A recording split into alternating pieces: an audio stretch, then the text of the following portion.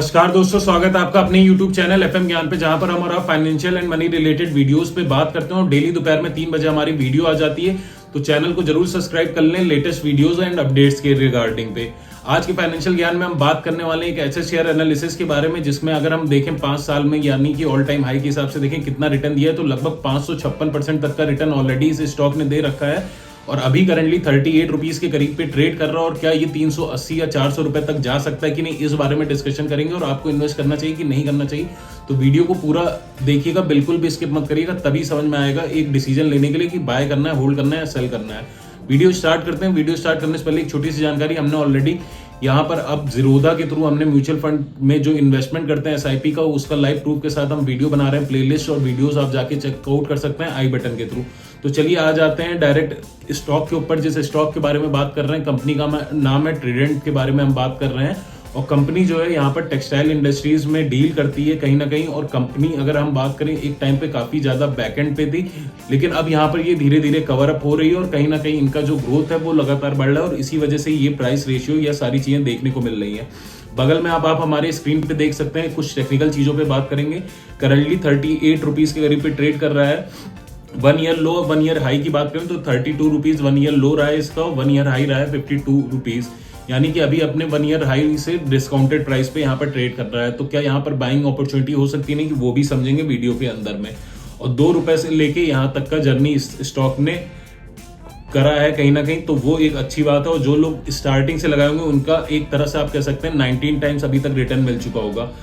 Small cap company है और market cap की बात करें 19,137 करोड़ का मार्केट कैप है। रिस्क यहाँ पर थोड़ा सा ज्यादा इस स्टॉक में अगर आप लगा रहे हैं। फाइनेंशियल्स पे कंपनी के थोड़ा सा नजर डाल लेते हैं। 2022 में अगर मैं बात करूं, टोटल रेवेन्यू था कंपनी का 7,020 करोड़।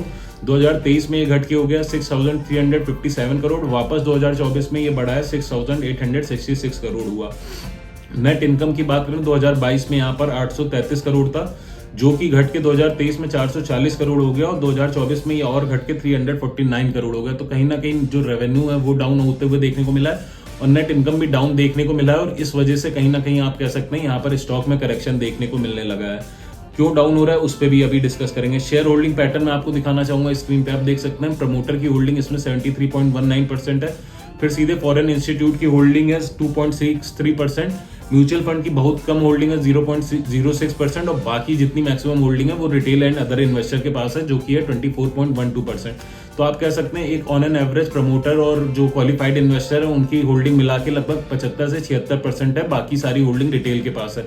तो कहीं ना कहीं ये भी एक ग्रीन फ्लैग हो सकता है, लेकिन थोड़ा सा ये पूरी तरह से ग्रीन फ्लैग नहीं, क्योंकि यहाँ पर प्रमोटर्स के पास हिस्सेदारी ज्यादा है, ये अच्छी बात है। लेकिन कहीं ना कहीं अगर क्वालिफाइड इन्वेस्टर भी होते यहाँ पर तो वो एक अच्छा ग्रीन फ्लैग माना जा सकता है। लेकिन अब बात करते हैं कि किस तरह से हो रहा है और क्या हो रहा है। तो बात करें करंटली कंपनी का रिटर्न ऑन इक्विटी के बारे में, तो वो लगभग 8 से 10% के बीच में, तो वो थोड़ा सा आप कम कह सकते हैं। कंपनी पे यहाँ पर अभी करंटली 100 करोड़ का यहाँ पर आप कह सकते हैं डेप्थ है, लेकिन डेप्थ की वजह से कंपनी के फेलियर के चांसेस बहुत कम है। प्रॉफिट हालांकि इनका पॉजिटिव में, लेकिन कैश फ्लो निगेटिव में है, इस वजह से भी यहाँ पर स्टॉक में करेक्शन देखने को मिल रहा है। लेकिन इसके बाद अगर हम बात करें तो स्टॉक स्प्लिट हुआ था 2019 में, जिस वक्त यहाँ पर अगर हम बात करें तो इसका जो फेस वैल्यू था 10 उसको कर दिया गया था 1, और इस वजह से यहाँ पर जो प्राइस अभी आपको देखने को मिल रहा है, अगर वापस फेस वैल्यू करा जाए तो ये 380 तक भी जा सकता है। तो लेकिन ऐसा मैं नहीं कह रहा हूँ कि फेस वैल्यू वापस से बदली जाएगी या उस हिसाब से वो अभी चला जाएगा, लेकिन अगर स्प्लिट ना हुआ होता तो करंट प्राइस आप उस सिनेरियो में समझ सकते हैं कि कहां पर ये रह सकता था, क्योंकि कैपिटलाइजेशन उसी के अकॉर्डिंग रहता है। तो आने वाले टाइम में ये एक अच्छा खासा रिटर्न दे सकता है, क्योंकि जिस तरह से कंपनी ग्रो कर रही है और textile industry no doubt growth करती रहेगी, तो ये एक अच्छा खासा स्टॉक हो सकता है। आप इसमें पैसा लगा सकते हैं, लेकिन पैसा लगाने के पहले अपने फाइनेंशियल एडवाइजर से जरूर कंसल्ट करें। और जब भी इस स्टॉक में इस लेवल से 15 से 20% का करेक्शन आए, आप चंक्स में बाय करना स्टार्ट कर सकते हैं एक लॉन्ग टर्म इन्वेस्टमेंट के हिसाब से। इसके अलावा अगर आपकी कोई क्वेरी है तो कमेंट करके जरूर बताइए। Thank you.